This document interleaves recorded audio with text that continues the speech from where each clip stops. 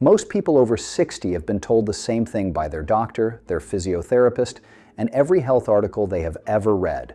Walk more, 30 minutes a day, get the steps in, keep moving. And the advice is not wrong. Walking is genuinely good for you. But there is something important that advice leaves out. Something that most people do not discover until a problem has already developed. Walking is a horizontal movement. Low resistance, single direction. Both feet near the ground.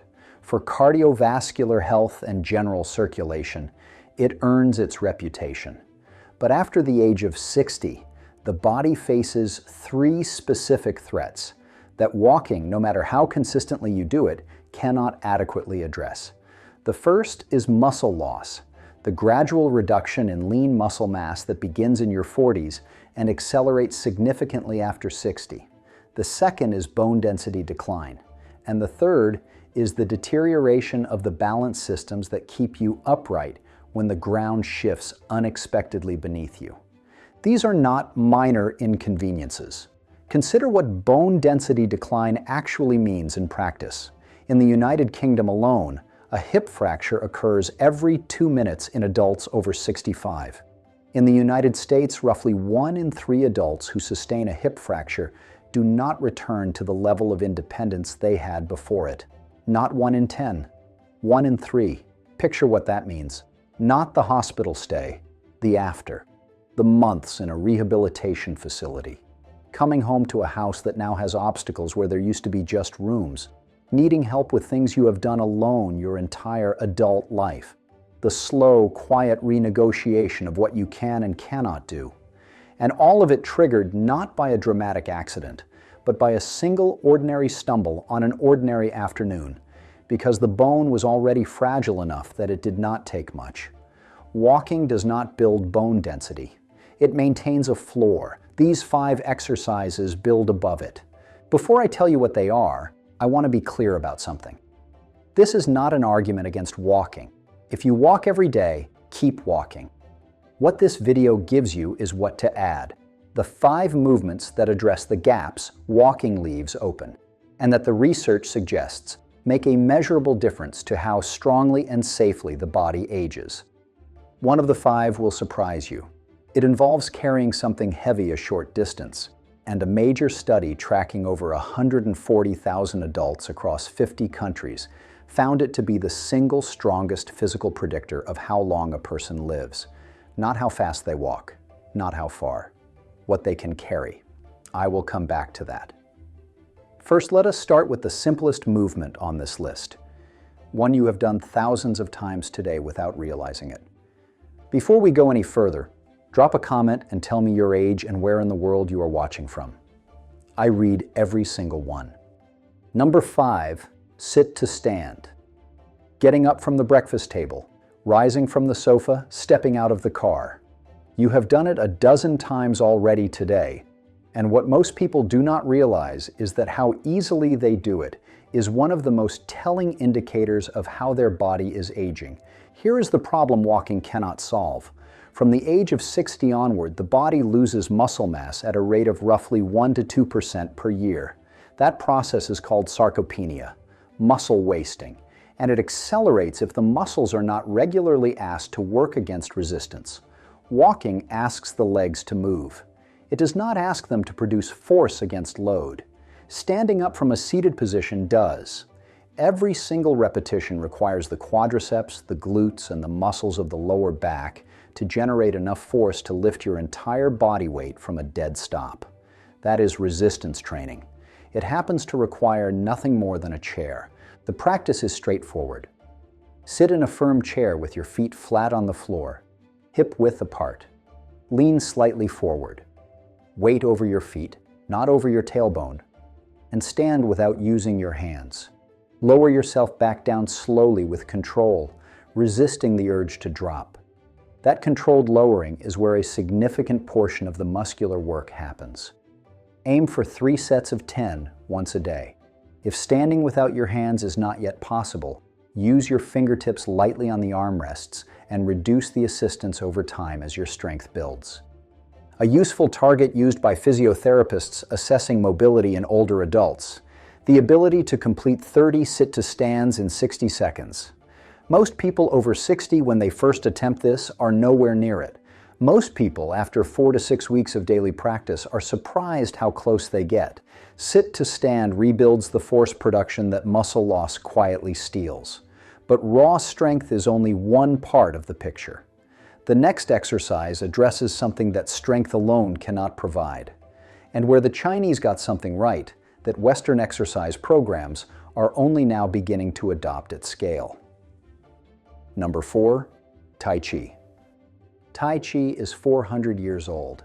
It was developed in China as a martial art. Slow, deliberate, continuous movement flowing from one position to the next with full attention on body placement and weight transfer. It does not look like exercise in the Western sense. There are no repetitions, no resistance, no elevated heart rate, which is precisely why so many people in their 60s and 70s underestimate it. What Tai Chi actually trains is the conversation between the brain and the body during movement. Every transition from one posture to the next requires your weight to shift from one leg to the other, while your arms move in a different direction simultaneously. Your brain must coordinate balance, limb position, and spatial awareness all at once, continuously for the duration of the practice. That is an extraordinarily demanding cognitive and physical task, far more demanding than it appears, and it trains the exact neural pathways that degrade with age and that falling exploits. Scandinavian elder care systems, particularly in Sweden and Denmark, have incorporated Tai Chi into structured programs for older adults since the 1990s, following a wave of research demonstrating its effectiveness at fall reduction. The programs noted that participants were not just falling less, they were moving more fluidly, turning corners more confidently, and recovering their balance mid-step in situations that would previously have ended in a fall. You do not need a class to begin, though a class helps. Start with 15 minutes of a beginner Tai Chi video. There are many designed specifically for older adults, 3 times a week. The learning curve is gentle. The benefits accumulate quietly. Most people who commit to a month notice the difference not during the practice itself, but the next time they step off a curb and realize they did not think about it.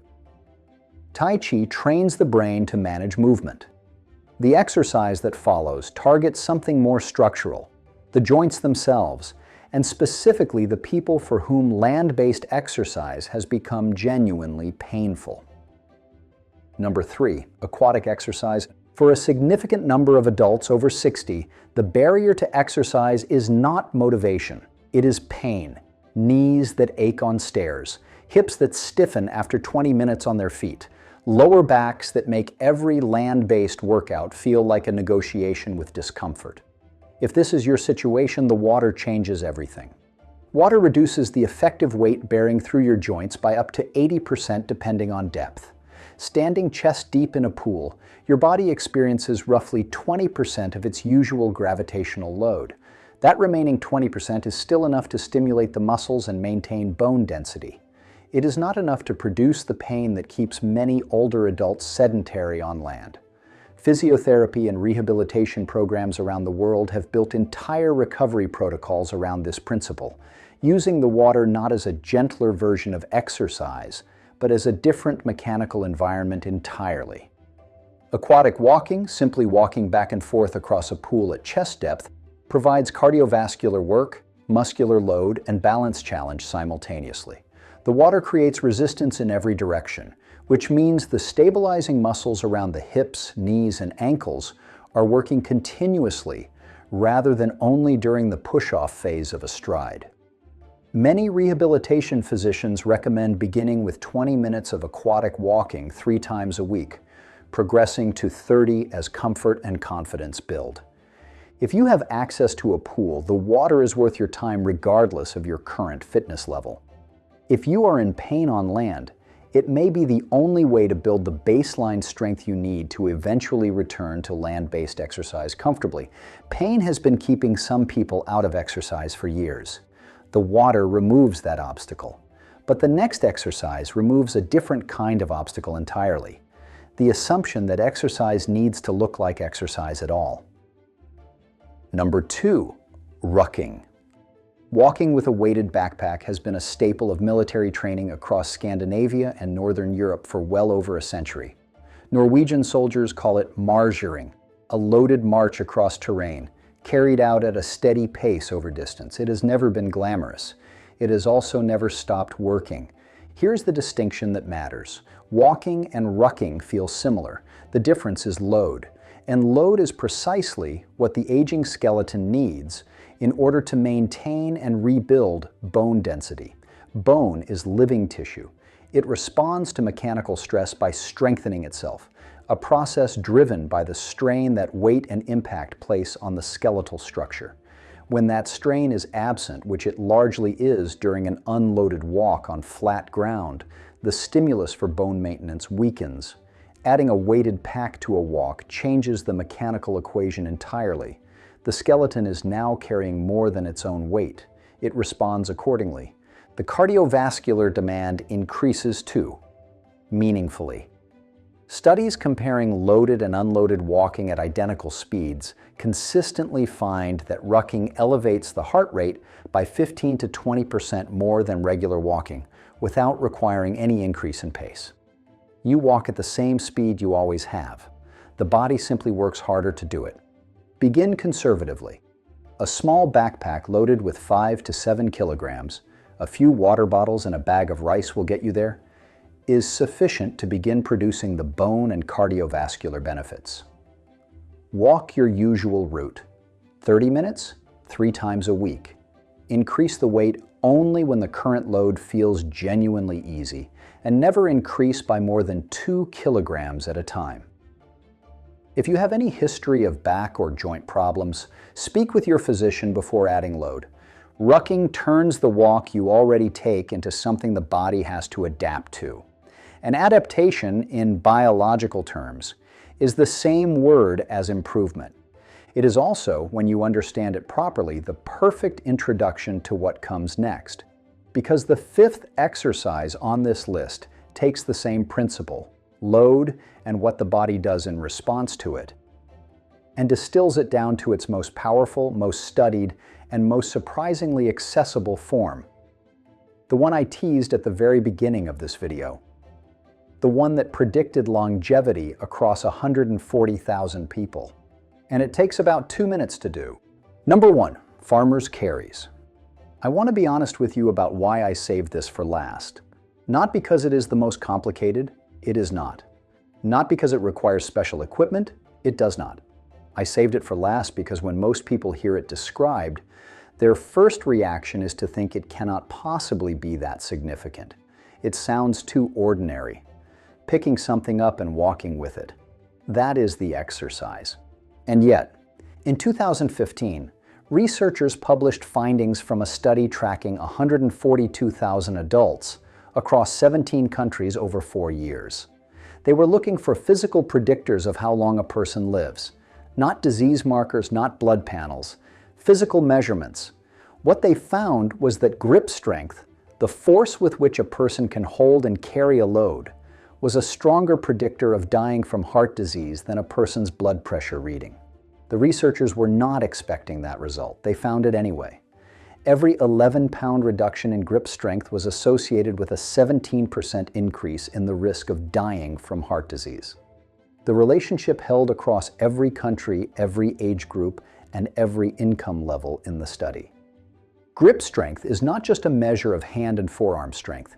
It is a reliable indicator of the overall condition of the body. Think of it as a window. The strength required to hold a significant load, the muscles, the joints, the coordination between them, reflects the health of the entire system, not just the hands. When grip strength declines, it tends to do so alongside broader losses in muscle mass, bone density, and physical resilience. The hands reveal what is happening everywhere else. Farmer's carries train it directly. The exercise is this. Pick up something heavy in each hand, a pair of dumbbells, 2 filled shopping bags, 2 large water containers, and walk with them. Keep your shoulders pulled back and down, your spine upright, and your core gently braced as if you are bracing for a light tap to the stomach. Walk for 20 to 30 seconds. Set the load down. Rest for 45 seconds. Repeat 4 times. That is 1 session. 2 to 3 sessions per week is enough to begin producing measurable changes in grip strength within 6 to 8 weeks. The weight should feel genuinely challenging by the final few seconds of each walk. If it does not, it is too light. A common starting point for older adults is somewhere between 5 and 10 kilograms per hand, but the right weight is the one that makes you work, not the one that looks impressive. Start lower than you think you need to. Add gradually.